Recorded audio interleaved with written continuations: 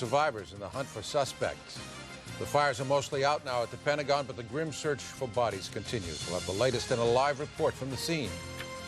Hope fades in New York as the desperate search for survivors turns to a grim recovery job. We have the latest from the scene in a live report there. Meantime, we're now told nothing. This is Gary Reels. I'll have the latest on the investigation.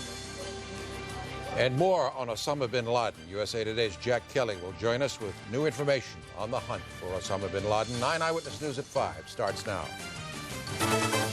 This is a special edition of 9 Eyewitness News at 5. Terrorist attacks. I think when you are attacked by a terrorist and you know who the terrorist is and you can fingerprint back to the cause of the terror, you should respond. The United States promises retaliation as the largest criminal investigation in American history pans out from Boston to Florida and beyond. Tonight in Washington and New York, urban search and rescue teams continue their grim task. Good evening, I'm Gordon Peterson. And I'm Gurveer Dinza. We're learning more tonight about the terror that struck America yesterday and the bigger plans the people behind those attacks may have had. There are reports tonight that the jumbo jet that hit the Pentagon may have been intended for the White House. This news comes as investigators work at the crash sites in New York, Washington, and Pennsylvania. In New York, they're starting to lose hope of finding any survivors, something searchers at the Pentagon had given up earlier. In Pennsylvania, there is hope that searchers will be able to locate the plane's black boxes soon.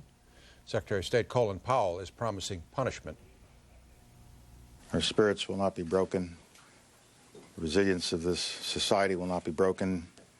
We will find out who is responsible for this, and they will pay for it. Federal agents have been busy striking on several fronts as the massive... Gordon? As you were saying, the big criminal investigation into yesterday's attack continues. It's gathering a full head of steam here. Gary Reels is in the Satellite Center monitoring several late-breaking developments in the investigation. Gary? Gordon, events are fast-breaking in this first full day after yesterday's attack on America. FBI agents and local police authorities have pounced on several fronts, conducting raids and rounding up persons suspected of some involvement with the hijackers from Florida to Maine and Boston and Providence. Meantime, we're now told nothing less than the White House and Air Force One were targets of yesterday's attack. Officials simply say they have credible evidence to support that.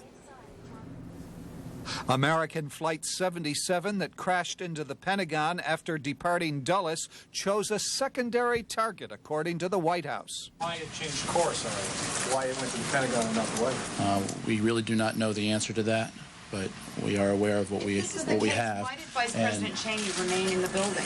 The Vice President was removed to a secure area at the White House. It's also believed that United 93 out of Newark that went down in western Pennsylvania also was heading to Washington. Meantime, on the investigation front, much information about the hijackers and their helpers has been developed in the past day. We also have identified through a number of leads, principally at the cities of origin, a number of individuals whom we believe may have had something to do with the hijackings, and we are pursuing those leads aggressively. At Copley Square in Boston's Back Bay, heavily armed police and FBI stormed the Westin Hotel early this afternoon. About the same time, another hotel in Newton, just outside of Boston, was hit. Investigators believe the rooms were used by some of the hijackers before yesterday's takeoffs. In Boston, there are conflicting reports, but it appears one person was taken away from the Westin, at least for questioning. Some hijackers of the two planes, which originated in Boston and crashed into the Twin Towers, apparently got to Boston from an earlier flight originating up in Portland, Maine. They got to Portland apparently from Canada by rental car, which has now been confiscated. This vehicle was photographed by the Portland Police Department. A cigarette butt was retrieved by one of our evidence people. Both the photographs of the automobile and the cigarette butt were turned over to FBI agents. In Providence, Rhode Island, agents stopped an Amtrak train heading here to Washington. 3 persons were taken in for questioning but later released. A 4th man was arrested for carrying a knife but is not believed to have been involved in yesterday's attacks. In Florida, FBI agents executed search warrants at 2 homes in Coral Springs. But again, no one has been arrested. There is a lookout, however, for a person by the name of Mohammed Atta, a resident of one of those 2 homes. And Director Mueller vowed the FBI will leave no stone unturned to identify those individuals and organizations and nations, if necessary, who helped carry out yesterday's attack. And it sounds as though they've got a good jump on it, although, once again, Gordon and Gabir, no arrests so far. They also think they know where at least a couple of these people did some flight training in Florida. Isn't that That's right. There's much investigative activity down in Florida. This man, Mohammed Atta, who lived in one of those homes in Coral Springs, is the person who apparently took some flight lessons down there. However, those were flight lessons on small aircraft, not jetliners. Yeah, but I heard the man who runs the school say that they left after an abbreviated course there. That's right, and that was about a year ago, yeah. I believe. Right. All right, Gary Reels, Yeah. thanks very much. Now, the flames are finally out, or just about out, but the Pentagon continues to smolder tonight. I understand there are some hot spots. Dave Statter's been there all day, joins us with the latest. Dave, what does it look like down there? Well, no smoke coming out of the Pentagon. Certainly a change after a little more than 24 hours of fires clearly burning here. Secretary of Defense Donald Rumsfeld says as far as the number of people killed here, it probably will not be as high as the high end of the estimate that we heard yesterday from Fire Chief Ed Plugger of Arlington County of about 800, but it will not be as low as the low estimate of 100. If you remember Chief Plugger telling us last night, it'll probably be in the hundreds, and that's what we're expecting, but still no clear body count here from the Pentagon. And no sign of life today in that rubble. Certainly the search and rescue people are very optimistic. They say they always have to be, that they're going to rescue people, but everybody else here is pretty much saying we don't expect any survivors. With the symbols of the nation's capital all around it, the Pentagon burned through the night. The flames that glowed in the dark became less visible as the sun rose over the battle-scarred building. An aggressive daylight attack by an army of firefighters from throughout the region finally brought this fire under control a little more than 24 hours after the 757 jetliner crashed into the west side of the building. Today, we are hearing from more witnesses to the attack on the Pentagon. We saw the last 7 seconds of Flight 77. We were driving south on Route 395, which butts up against the Pentagon. We were exactly adjacent to the Pentagon when I looked out in front of me and saw the American Airlines plane coming right across the highway directly in front of us at a distance of about 100 feet and an altitude of no higher than 20 feet. We thought it was going to hit us. All I had time to say was, it's going to hit the Pentagon. We turned and looked and watched it slam into the building. More scary moments today as the Pentagon was briefly evacuated. An unidentified aircraft 4 minutes out turned out to be a FEMA plane. The FBI scoured the grounds around the Pentagon looking for debris from American Airlines Flight 77. Evidence in the biggest criminal investigation they have ever handled. Some crucial evidence is inside the crumbled Pentagon. Urban search and rescue teams will be helping the FBI. On that aircraft were a flight data recorder, cockpit voice recorder that I'm sure the FBI would like to get a hold of. Are you helping them there? We're certainly working with the federal authorities now in their search to locate any evidence or any data from the aircraft. So yes, we will be assisting them. The teams from Montgomery, Fairfax, Virginia Beach, and Nashville have searched a lot of the building with no signs of life. The area hardest hit, of course, is the greatest challenge for the teams. As the day goes on, we're going to shore in between those pieces so that we can gain access with our dogs, with our cameras, and our listening devices into those void spaces. We will actually search them. Once they've been cleared, we'll start to remove those spaces and search them again as we remove the debris. And again, no real clear big pieces of the airplane in that rubble. Back to you at Broadcast House. Dave Statter, thank you very much. Now, as the work at the Pentagon continues, we can show you the exact path American Airlines Flight 77 took before it crashed. On this map, you can see where Defense Secretary Rumsfeld was when the disaster hit. He was on the river entrance side when the jumbo jet came crashing into corridor 4 and 5. That's on the west side. And that's near the helipad where important leaders, including the president, land when they come to the Pentagon. Crash destroyed nearly all visible traces of the jetliner. Well, the spot where the World Trade Center once stood is now a hazy landscape of gray dust and collapsed debris. Only about 7 stories of the North Tower remain. The South Tower is a 2-story high heap of rubble. National Guardsmen are surrounding the scene. Gretchen Carlson has more from Ground Zero in New York City. Gretchen. Well, good evening, Gordon and Guevere. Rescuers using cranes and bulldozers are still trying to get through all of this wreckage here, hoping, of course, to find more survivors. Now, earlier today, there was hope when as many as 8 people were found alive. As rescue teams in New York search through mountains of dust and debris where the World Trade Center towers once stood, investigators in Boston search hotels for suspects who may have helped bring the buildings down. Agents wearing bulletproof vests and carrying shields stormed the Westin Hill in Boston, where those involved in the attack may have stayed. Sources tell CBS News that at least 1 person has been taken into custody, but so far they are being held for questioning about their immigration status. Meantime, back in Lower Manhattan, a glimmer of hope for rescue workers. Today, crews pulled a small group of firefighters from the rubble. That's what you're here for, to help out, and you see something like that, just motivates you a little more. And others still trapped in the wreckage are using cell phones. Police officers believed to be firing guns to help rescuers locate them. One person has even booted up his laptop computer. He contacted a friend who contacted 911. They know he's there, but don't know where. Still, the mood here is grim. Officials believe thousands of people are now dead after 2 hijacked planes plowed into the Twin Towers, collapsing them to the ground. It's the worst thing knowing that guys like me and you who have families, they're not going to see them anymore. So that's the hardest thing. Now, officials say it could take 30 to 60 days to clean up this entire site, but because these buildings were so huge, it could actually take a lot longer to get rid of all of this devastation. Live in New York City, I'm Gretchen Carlson. Now back to you, Gordon and Guevere. And Gretchen, if there's still the chance that there are people alive in there, they're going to have to move very, very gingerly. Well, that's exactly the case, Gordon, because it was the case last night as well when the fires were still burning. They didn't dare to put a lot of water or chemicals on the situation because, in fact, if people were alive, then that would not be a good idea. So the other thing you have to keep in mind is that this is going to become the world's biggest crime scene eventually. And so they're trying to pick through debris, trying to find survivors, and at the same time trying to salvage key evidence here. So a very difficult situation going on behind me. Gordon? How about the rest of the city, the place away from the world's largest crime scene? Is life getting back to normal, so to speak, if that's ever going to be possible anywhere in the United States? Exactly true, what you're saying there about normalcy anywhere. But we have been down here at Ground Zero for the last 24 hours, but it is my understanding that the rest of Manhattan at least is starting to open up.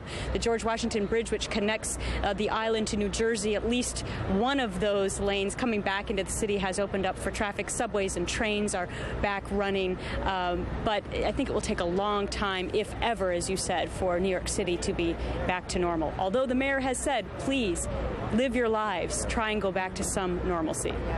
Gretchen, thanks a lot. As a matter of fact, this morning, New York Mayor Rudy Giuliani said there were 41 known deaths so far. That's clearly just a tiny fraction of those that they believe are probably dead. 259 uniformed officers, including police and firefighters, remain unaccounted for. Now, of course, the stock market, now they're saying won't open until Monday. So much of it was involved down there. They said a lot of that because of the technology. Down there. That's a reason that the markets were shut down. But I understand it's spread out. I mean, there's some of it in New Jersey, but a lot of the corporate people were down there. First, they had said the earliest it would open was Friday. Now it's Monday. No, Monday. So. Defense Secretary Donald Rumsfeld says estimates that as many as 800 people were killed in the attack on the Pentagon may be far too high. You heard that from Dave Statter also. Also, the Department of Defense has set up a place for the victims' families to receive support and information. Jennifer Ryan is there at a hotel in Crystal City. Jennifer joins us now with this report. Jennifer? And Gordon, so many people hoped that today would be a day of answered prayers and of rescues, but it has not turned out to be that for so many families today. They've gathered here at the Sheraton in Crystal City. They are being met today by military, Red Cross members, clergy at this command center that's been set up for families looking for loved ones. I'm looking for my sister, Samantha Allen. She works at the Pentagon. My sister, Cecilia Richard. That's who we're looking for. So this is where the plane crashed, and she's in between this area here. And we just want to bring closure to it. We just want to find my sister alive, that's all. With pictures in hand, nowhere else to go, and the hours painfully mounting, families search for loved ones who worked at the Pentagon. They're gathered now at the Sheraton Hotel in Crystal City, where military officials, counselors, and clergy are briefing loved ones on what little they know. We don't know anything. We haven't heard anything, so we're just hoping and hanging on to, hope and praying that she's okay. We couldn't find her on any list. We've been waiting here all day and haven't heard any word. Rooms are set up for families to register names of the missing, and grief counselors are doing outreach. What they're feeling, anywhere from anger to grief to denial, all these things are normal. Across town, massive food donations are pouring into the Sheraton in Alexandria. They're for families and rescuers on site at the Pentagon. We're trying to figure out what can we do, and heard about this, and I mean, it's small, but it's something. It certainly beats sitting at home. I was sitting at home and didn't want to watch any longer. I just wanted to come and help, see if I can do anything, and separating cheese, making sandwiches. And at hospitals like Washington Hospital Center, those who have loved ones who made it out alive are hoping they make it through yet another night. She has a tube, and the only response I got was this morning was wiggle your toes, and I love you, and I saw her head move. She's intubated, is that the correct term? Intubated, so she has no ability to speak. Michael Kurtz, his wife, is Louise. She is a survivor. She's at the burn unit at Washington Hospital Center. It was only her second day on the job. Quickly, let me give you the names of the survivors that we showed you pictures of in this story. Samantha Lightbourne, she worked at the Pentagon, 36 years old, still missing. Cecilia Richard, Oxon Hill, 34 years old, still missing. And Sandra Carver of Waldorf, 38 years old, still missing tonight.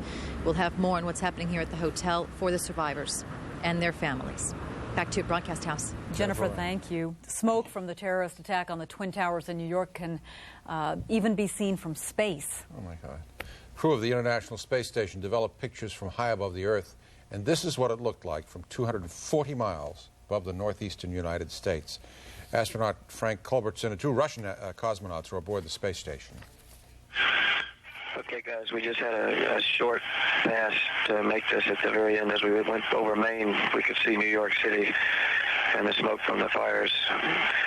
Our prayers and thoughts go out to all the people there and everywhere else. Now, the name we continue to hear through all of this, as we often do in these events, is Osama bin Laden. Even with the little evidence that we have, many have speculated that only bin Laden could have done this. USA Today's Jack Kelly has new information this evening on the possible bin Laden sites that could be targeted for attack by the U.S. Jack, what do you know? Well, at this time, the U.S. intelligence agencies continue to develop possible targets, but at the same time that they are also finding that Osama appears to move 3 to 5 times every single week, rarely sleeps in the same place, and is also protected by 20 different men, some of whom are even armed with anti-aircraft missiles. So if they do actually go after him, it's going to be, 1, very hard to find him, and then 2, very hard to actually get him. Jack, U.S. officials said today they believe there were 4 different cells responsible for these attacks. All of these groups could have been coordinated by bin Laden? Yes, and we've also identified 5 other cells, some of which are in Tucson, Arizona, Santa Clara, California, Arlington, Texas, southern Florida, and Brooklyn, New York. Are these people unknown to each other, or do they think there's some relationship between them? Apparently, they all work on different aspects of any possible bombing plot. At the same time, one of their main goals is to funnel funds back to Osama bin Laden through Middle Eastern countries, through European countries, to possibly fund future terrorist attacks. Now, in Afghanistan, the Taliban are already warning, don't try to hit us because you could cause trouble. What does that signify to you? It signifies, 1, is that they're scared, and then secondly was that the U.S. will basically obliterate parts of that country, and I've been there, and there's not a whole lot left right now. Hey, Jack, NATO today said that it considered this attack an attack on the entire alliance. What does that do for the United States? That's their attempt basically to build support for any possible attack. At this point, most of the Western allies have come to the side of the U.S. government and said, if you are going to retaliate using F-16s, using cruise missiles, we shall also join in. All right, Jack Kelly, thank you very much, sir. Appreciate it. Jack. He looks tired. I know he's been working really hard the last few days. Well, the local airports were open again today to allow people to reclaim their baggage and other personal property. Weren't allowed to board the flights with passengers streamed back into Dulles and National. We're going to go to Verge now, who has more from Dulles. Verge? Revere and Gordon, yes, at 3 o'clock this afternoon, people were allowed back inside the airport to collect their bags. The parking lot also opened up. About 200 bags are there to be collected, I'm told. Of course, the FAA has not said when flights will resume. It's not sure about that. One thing we do know is that passengers should not expect all flights to resume normal travel because many planes are at the wrong airports.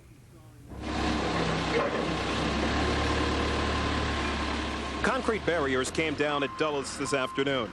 Then passengers came in to retrieve their cars and collect their baggage. The way I look at the luggage is the least of the issues. I'm glad to still be alive. I'm glad that most of my family and friends are still alive.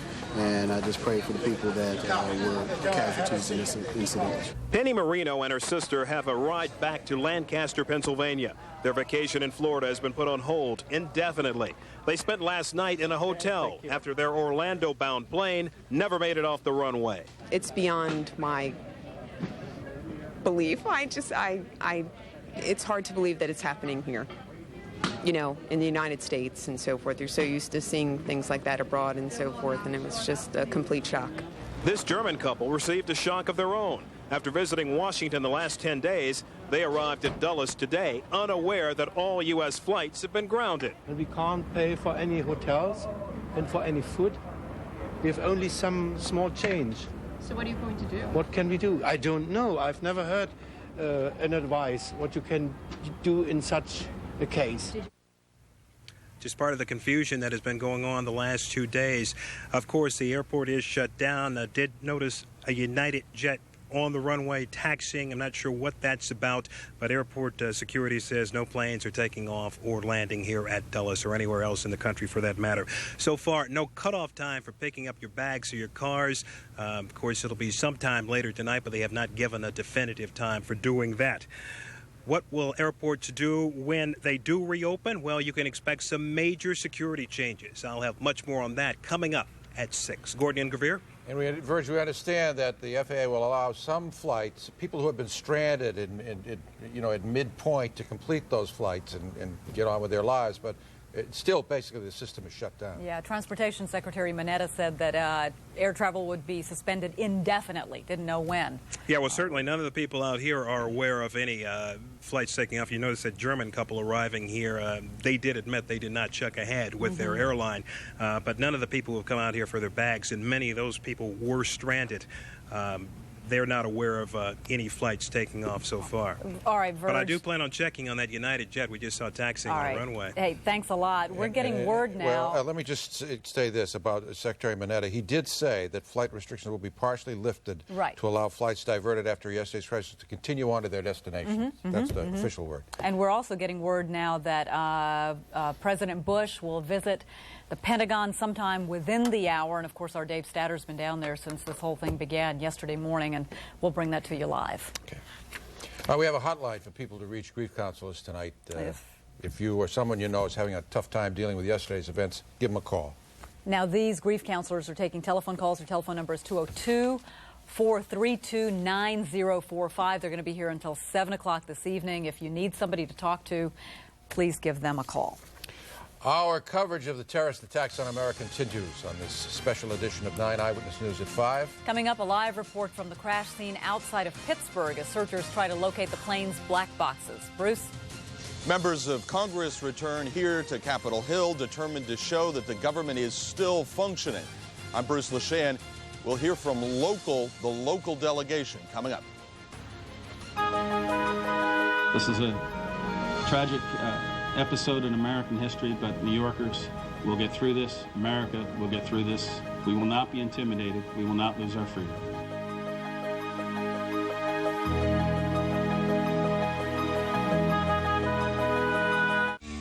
Top Drawer, the interior design store, is having one of their famous, wild, irresistible clearance events.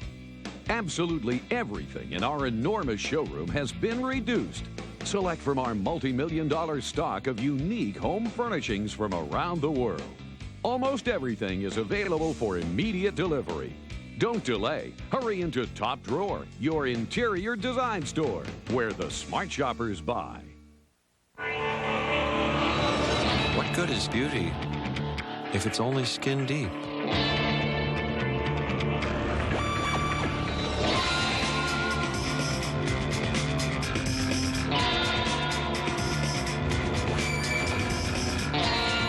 The new Camry, reinvented so it's sleeker, faster, roomier, better.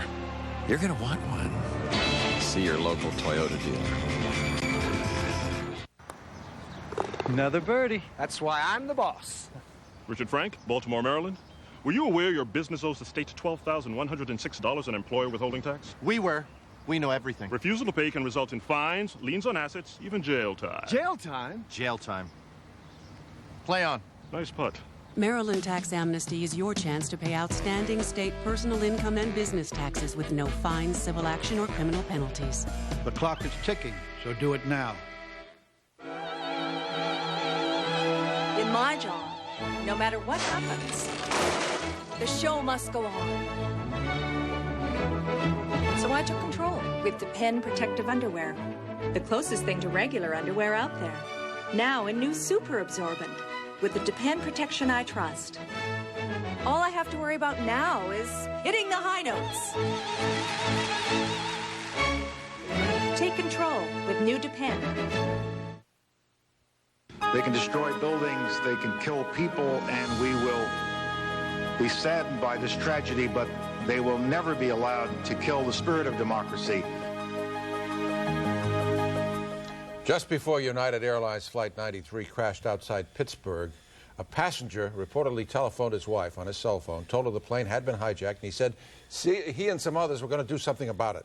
Authorities have not said whether passengers actually struggled with the hijackers and whether that sent the airliner carrying 45 people into a western Pennsylvania field instead of a high-profile target. Reporter Dick Russ is near the crash scene tonight with more. Dick? Well, Congressman Jack Murtha, who has represented this area for quite a long time, agrees that there was some kind of a struggle on United Airlines Flight 93, and that the heroic actions of some of the passengers, as he calls it, is why that plane crashed here in Somerset County, Pennsylvania, rather than going to what he believes was its intended target, the White House. The congressman visited the crash scene today and said that his heart goes out to all the families of the victims. A scene of utter destruction. The plane just buried itself about 40 feet into the earth in an old strip mine in the fields here behind this line of trees. The congressman believes, based on those cell phone calls and based on the location of this crash and the trajectory of the plane itself, that there must have been some kind of struggle and that the hijackers were either overpowered or that there was no one left to fly the plane, and that is why it crashed here in Pennsylvania. Right now, a team of 80 investigators has fanned out across a several-mile-wide area looking for any shred of evidence, and that is all that is left here, shreds. They're tagging little bits and pieces of whatever they find in hopes that they find the key piece of evidence, which is the black box. That is what they're after. All right, Dick Russ reporting for us in Somerset. Thank you very much. Members of Congress convened today again at the U.S. Capitol. It was their first gathering in the nation's capital since the parallel attacks on the World Trade Center and the Pentagon. Of course, we heard them sing God Bless America last night. The Senate unanimously approved legislation declaring the United States was entitled to respond to the attacks under international law. Bruce LeShan has now has more from Capitol Hill. Gordon Gravier, there are barricades up around Capitol Hill tonight. Independence Avenue, Constitution Avenue, both closed towards Capitol Hill. Tourists are being kept out of the building. Despite that, members returned to work today, determined to show that the government is functioning and united in the face of these terrorist attacks.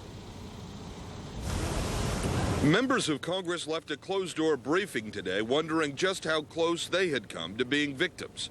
They were evacuated yesterday because of a false report that a plane was headed toward the Capitol. Today, Virginia's Jim Moran wondered if they could have done anything. even if we knew what they were going to do, which we didn't, do you really shoot down a passenger airline with dozens or hundreds of passengers on board? I don't think that you do. The attacks have hit the whole nation hard, but members of the local congressional delegation know that many of their constituents are on the casualty lists. But a youngster, and we just moved in there, a youngster who came by our house to get to know my kids, his father was on that Flight 77. And so we're all going to be learning these stories as the days go forward of innocent people whose lives have been lost and the families that will be forever scarred with the loss of that loved one. Members of Congress from Virginia, Maryland, and D.C. are meeting even now, trying to determine if there is anything they can do to help ease the sorrow in their communities. How do you handle it when, as a member of Congress, you find you've got constituents? I mean, both Jim and I would have constituents who are on the fatality list. Are there certain things that you could bring to the fore that would help? So to give us a little background on that kind of sorrow counseling. The first thought, of course, for the victims, now there is some concern, too, about the cost. Jim Moran, the congressman whose district includes the Pentagon, says that heroic effort by the Arlington Fire Department will not go unrecognized, that FEMA and the federal government will reimburse the county for the costs of all that firefighting effort. Continuing effort to deal with the fire at the Pentagon. The administration is also asking Congress for a huge amount of money to deal with the costs of the Pentagon, the response up in New York, and any possible retaliation. And we're going to have more on that coming up at 6 o'clock. Thank you, Bruce. Congress convened with prayers and expressions of resolve that the perpetrators of the terrorist attack would be found and punished today. And I understand we now have new pictures coming out of New York City. One Liberty Plaza, we understand, is another building has collapsed in that area. You can see partial collapse. It's a partial collapse. You can see some dust and debris there. That's about as close as we're going to be able to get with that shot, because they're keeping the media well back now while they continue their recovery operation. So this would be the fourth building? And also, this just came over on the Associated Press, Gordon, an alert: the remaining portion of the South World Trade Center tower has collapsed. Oh, maybe that's what we're talking about. Maybe that here. is. That could be it. That may okay. be what we're talking okay, about. so that would be three. Yeah. All right. You're watching a special edition of 9 Eyewitness News at 5, terrorist attacks. Coming up next, what those frightful moments on board those hijacked planes may have been like. Coming up, more on the information that we're learning from those frantic cell phone calls that passengers were making. The best way they can deal with this right now is not only to deal with their own grief, which we all feel and have, but to show that we're not going to be in any way affected by this, that we're not going to be cowed by it, that we're not afraid, that we're going to go about our business and lead normal lives.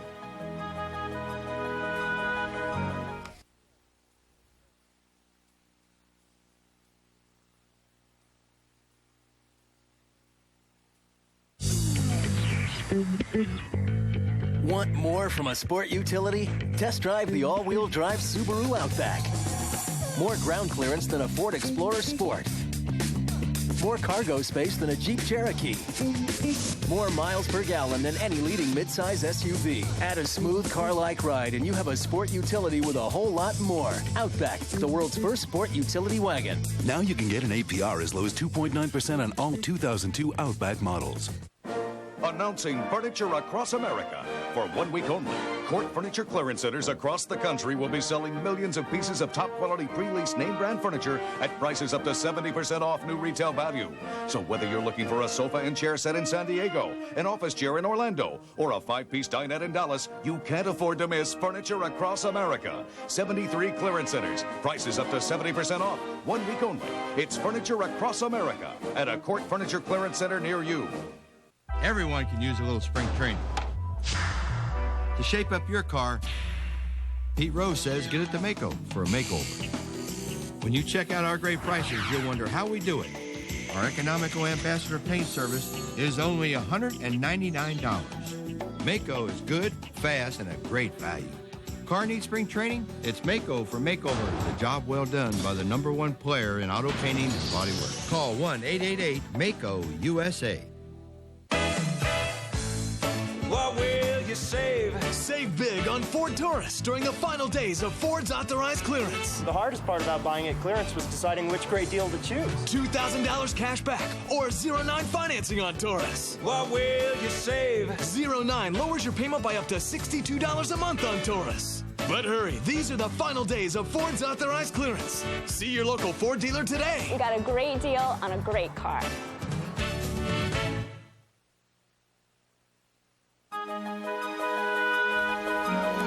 Once again, we understand now that the remaining portion of the South World Trade Center tower has collapsed. As you can see, the emergency workers there are trying to keep folks away from that area. Looks like there's really nobody there to begin with, but they're not. We know they're not letting the press in sure. as close as they were yesterday. They keep pushing them back.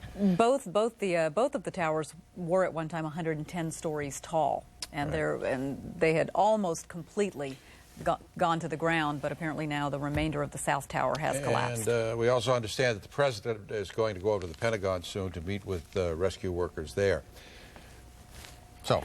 Well, the White House is suggesting that President Bush had a good reason to delay his return to Washington yesterday. They were rather sensitive about the pictures of him going into that bunker in Nebraska. Well, the White House says there's credible information now that the terrorists who crashed the plane into the Pentagon may have been intending to hit the White House instead.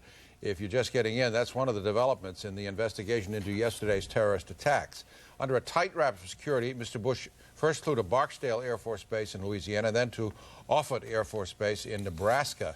Attorney General John Ashcroft also says the White House and Air Force One were targets. And we're going to take you back to lower Manhattan. Looks very much like a war zone there. It may take weeks to establish an accurate casualty figure. Some 300 New York City firefighters are among the missing. Survivors have been located in buildings near the remains of the Twin Towers. A member of Montgomery County's Urban Search and Rescue Team says it's using every tool it has in the wreckage of the Pentagon. Captain Scott Graham says team members are deep into the impact point where American Airlines Flight 77 plowed into the Pentagon. Graham says his team is working closely with the FBI, however, to preserve the crime scene. This is the view of smoke from the World Trade Center collapse. From space, U.S. astronaut Frank Culbertson and 2 Russian cosmonauts spotted the rising cloud of destruction as they orbited about 240 miles above Earth. The 3 are aboard the International Space Station. Palestinian President Yasser Arafat is offering to help the United States by donating blood. Arafat was among a number of Palestinians who donated blood today. A planned 2-day trip to Syria. Arafat's planned 2-day trip to Syria has been postponed because of the terrorist attacks in the United States. And at the Pentagon, the work continues to try to dig through all of the mess there. And I know the rescuers there have got to be working with very heavy hearts. Well, they combed the rubble of the Pentagon in Arlington. They, of course, are grieving for their fallen colleagues in New York City. Stacey Cohan has an update now from the Pentagon. Stacey? Obviously, a situation made more difficult knowing the loss that was suffered up in New York at the World Trade Center. The important part right here is that the fire is out. There was a tremendous effort overnight to achieve that, although we are told there are still a few hot spots. The bulk of the fire is out. Now, firefighters did fight the battle all through the night in what is arguably the largest firefighting operation in the history of this area. Now, the urban search and rescue teams are on site. They are at this moment calling it a rescue operation, hopeful perhaps that they would find survivors. That, despite what most others here at the Pentagon are saying, is that it is unlikely that anyone did survive. As you mentioned, the rescue teams do have heavy hearts. In particular, we talked to a couple of people that knew one man who had trained many of the rescue personnel here on the scene. He indeed was killed in yesterday's attack on the World Trade Center. Well, what you see in USAR Rescue is very much Ray's work. Ray worked very closely with the rescue working groups in developing the program, in training the program. He was an outstanding man, number one, and he was certainly well loved through the USAR as well as the fire rescue community. Ray Downey was one of our real experts.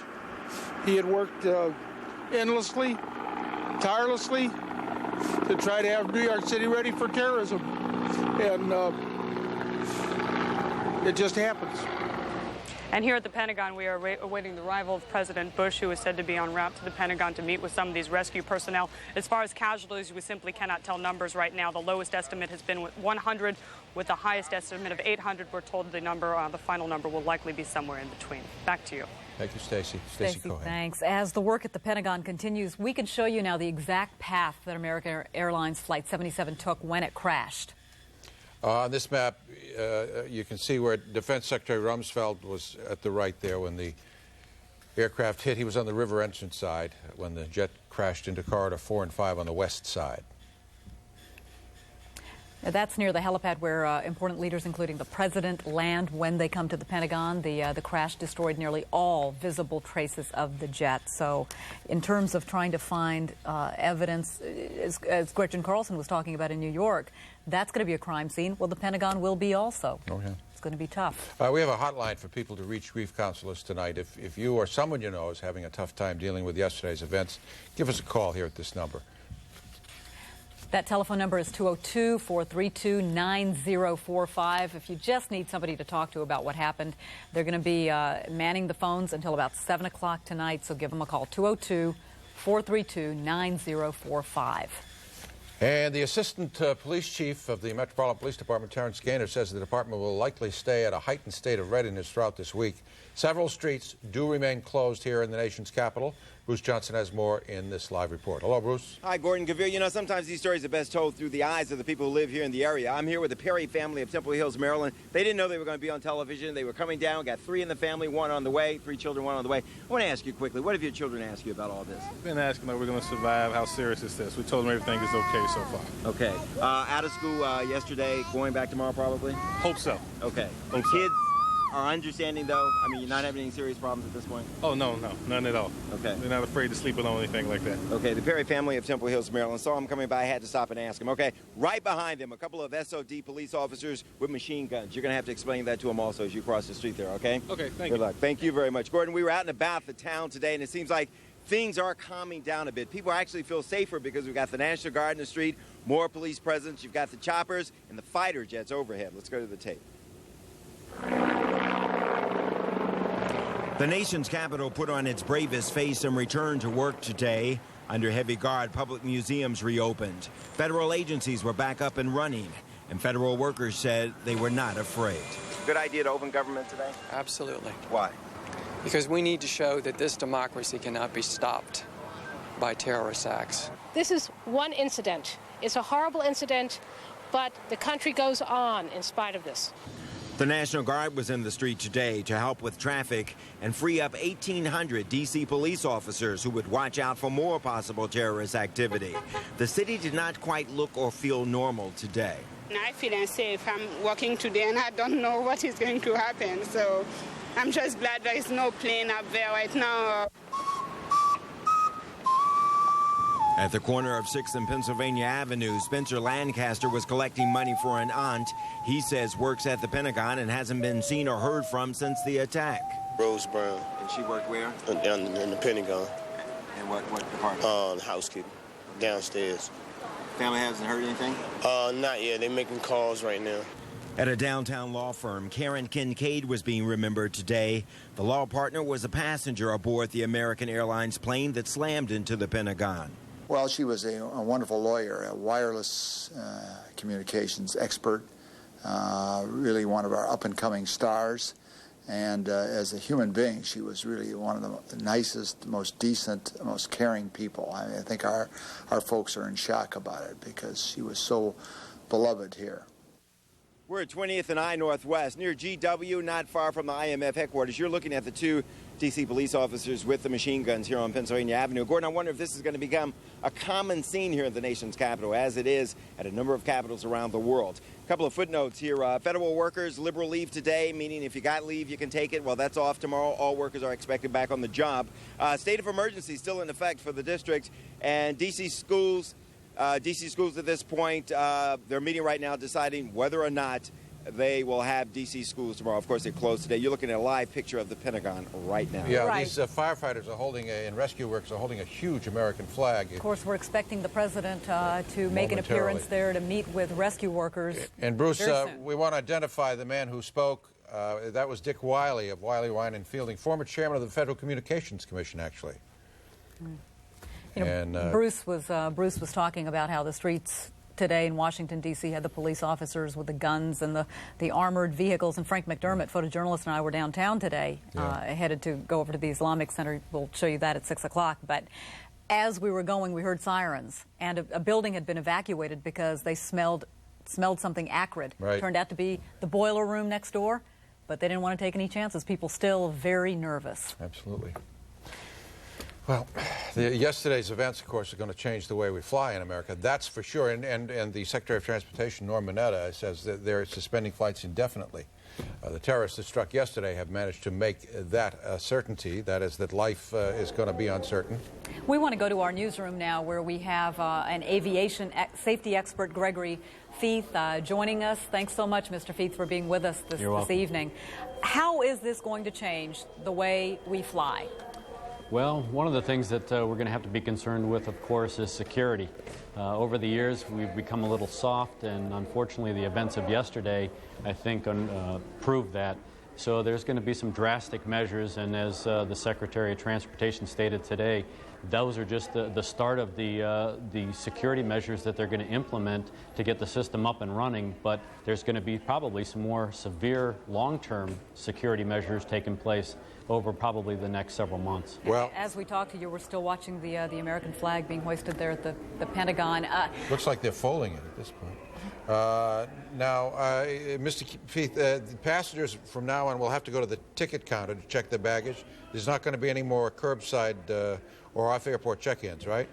That's correct from my understanding. And again, those are safety measures that are taking place just because they want to keep as tight control as possible on any baggage and any hand-carried luggage that's taken on an airplane. You know, I think there's so many people today who are saying, how could these hijackers have gotten on board those 4 hijacked planes yesterday with any type of weapon? How could that have happened? Well, when you look at it, the weapons that they were carrying, from my understanding, were very small. So in the screening process, it's probably very easy to cover some of those items up because of the size of them. They weren't large knives with large blades. They were very small knives. And so you can conceal those relatively easily in certain types of luggage, so that the screening process, it really takes a trained eye to see those. And so it may have been very easy. Plus, some of those items may have been already on the airplane. When you look at the utensils, especially used in first class, there are already on the airplane metal knives that you use to cut a meal with. So some of those weapons could have already been on board. Yeah, but as you know, the screening process has been very primitive, very rudimentary, and you could get almost anything through them because the people aren't trained very well. And that's one of the issues that they're going to be looking at, and I think the Secretary had made mention of that earlier, that they are going to scrutinize the security and the screening process even more, and the screeners. Because the news media has done a number of stories over the past several years about security lapses at not only the airports here in Washington, but around the country and, in fact, around the world, that is going to be a real concern. And after yesterday's tragedy, they're going to be extremely, really working on security measures and screening process and the training that those screeners receive. Well, it's interesting that in our country that this is handled by the airlines. It's not handled by the federal government, the security. That's exactly right. And so when you look at it, but there is a chain of responsibility. The screeners, when I travel around the world, especially over in the Pacific Rim and over in Europe, you typically are charged a departure tax. Well, that departure tax is really what pays for their security system. Right. And so when you look at the types of security they have and the extent of their security system, that money is well served. Mr. Feith, we're going to have to interrupt you. We're going live to a news conference in New York. Senator Charles Schumer right now is speaking. Next to him, Senator Hillary Clinton of New York. And we're behind all of you. And in good part, that's because of the job that this governor has done with the mayor in just leading us, Governor Pataki. Thank you, Chuck, and I'd like to thank the members of the delegation for being here.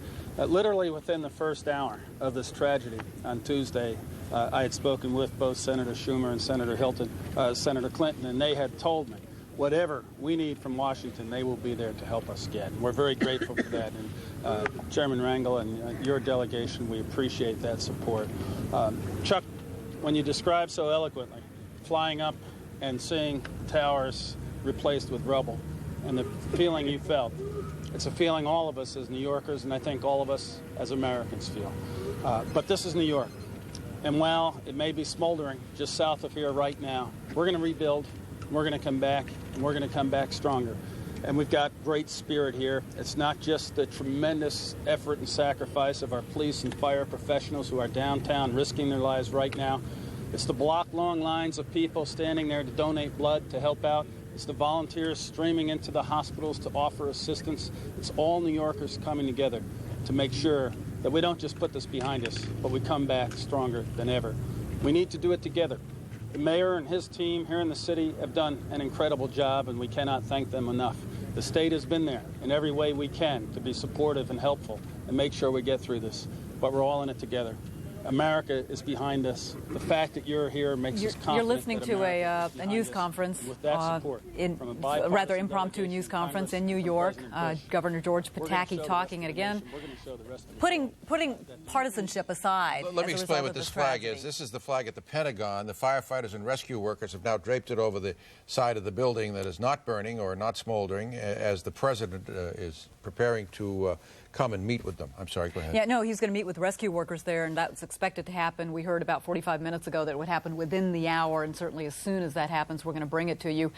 Early reports yesterday said that there were maybe as many as 800 people still inside the Pentagon that may be dead. That number's being scaled back today, and certainly we're praying and hoping that's the case. Now maybe somewhere between 100 and 800, hopefully on the low end.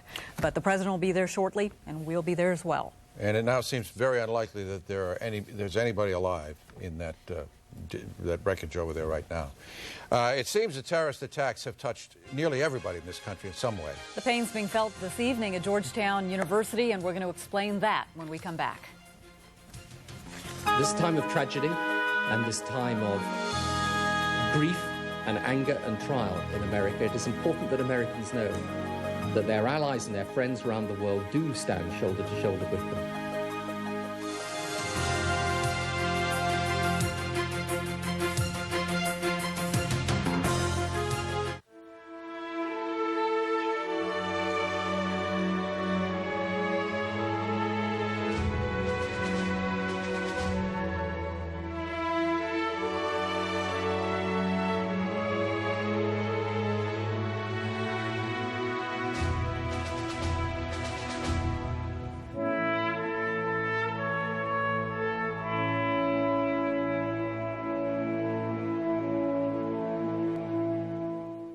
Tengo un trabajo ahora y el Departamento de Servicios Humanos de DC me dio lo que necesitaba. Ellos me ayudaron con el mantenimiento de los niños, la transportación, resumen escrito y trabajo aquí en este hospital. Ahora estoy ayudando a otros y a mi familia, todo gracias al Departamento de Servicios Humanos de DC. Si usted es un residente del distrito y está buscando trabajo, llame a Answers Please, Info 211. Estoy contenta que lo hice, mis hijos están felices y yo estoy haciendo una diferencia. The popular cholesterol drug Baycol has been removed from the market by its manufacturer. Baycol may cause organ failure or death. Check your cholesterol medication now. If it is Baycol, call your doctor. If someone you know died, experienced kidney or other organ failure, or serious muscle damage while taking Baycol, call Ashcraft and Jarrell to protect any rights to future compensation. And please, pass this message on to anyone taking Baycol. Ashcraft and Jarrell, the victims' rights law firm, at the forefront of pharmaceutical drug litigation. Looking for a real power trip? Chevy's moving the 2001 metal. Chevy trucks offer more SUVs than anyone, including the 2001 Chevy Blazer 4-door with $3,000 cash back or 0.9% APR. Yeah, big cash back or low APR. We'll give you the power. The question is, are you going to use it? Make your money count now at your local Chevy dealer.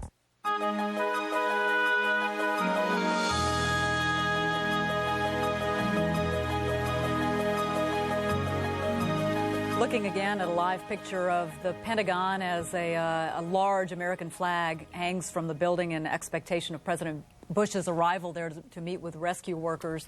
He flew back to Washington yesterday. That's the newer part of the building where they have firefighting sprinklers and so forth, and was not damaged by the, or not, certainly not from on the exterior, as you can see from the crash. Now, some of the leaders of our community lost their lives when the jetliner crashed into the Pentagon. Barbara Olson, the wife of the Solicitor General, for one. One death is having a direct impact on the local university. Eyewitness News' Tracy Wilkins reports from Georgetown.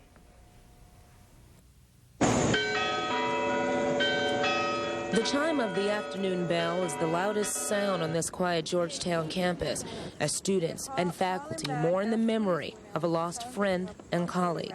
It seemed to me not possible. Leslie Whittington, economic professor, wife, and mother, was one of possible hundreds killed when American Airlines Flight 77 was flown into the Pentagon.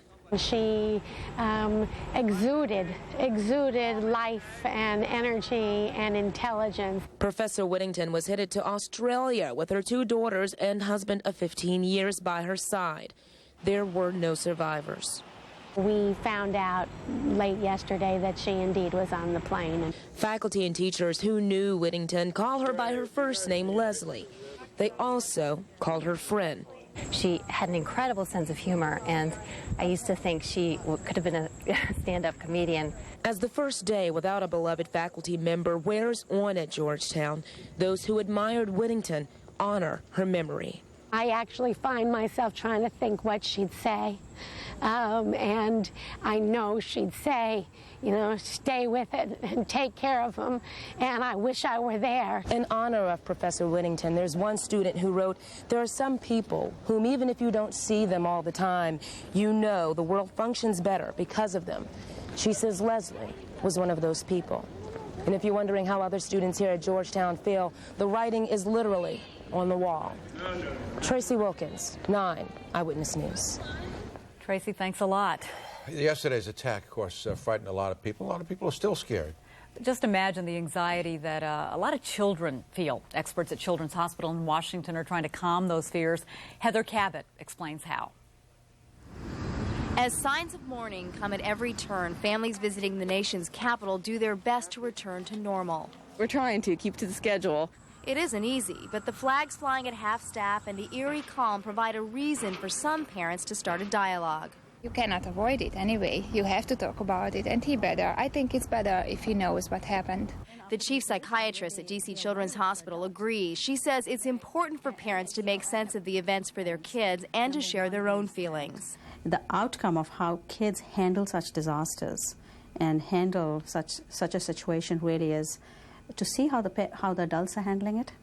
And so it's very important for the parents to acknowledge that they themselves are distressed as well.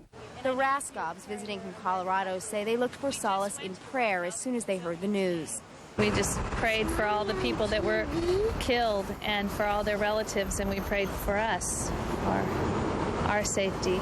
We told them in the car and talked to them about it, and they were a little scared at first, but I told them that we were safe and that we're safe in this country. This was just a wild, outrageous thing that occurred.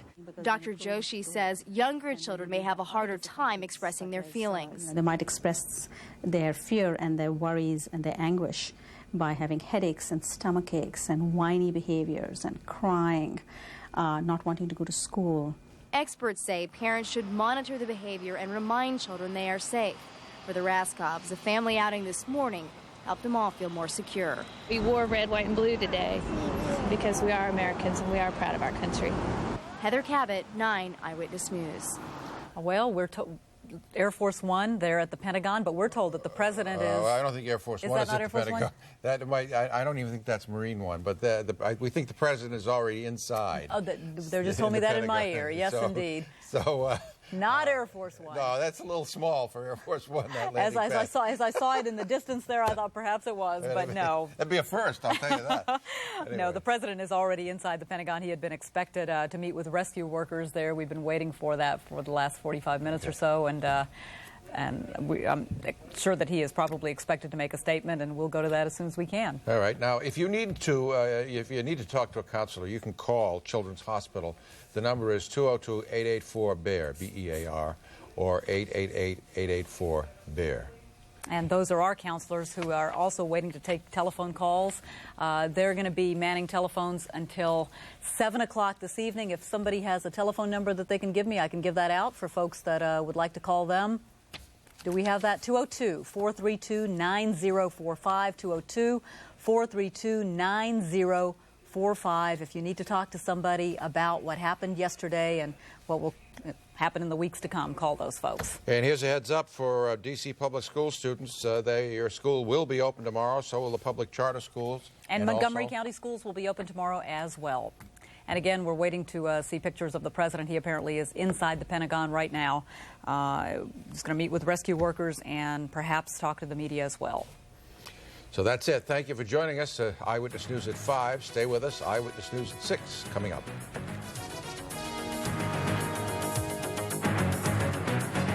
Where local news comes first.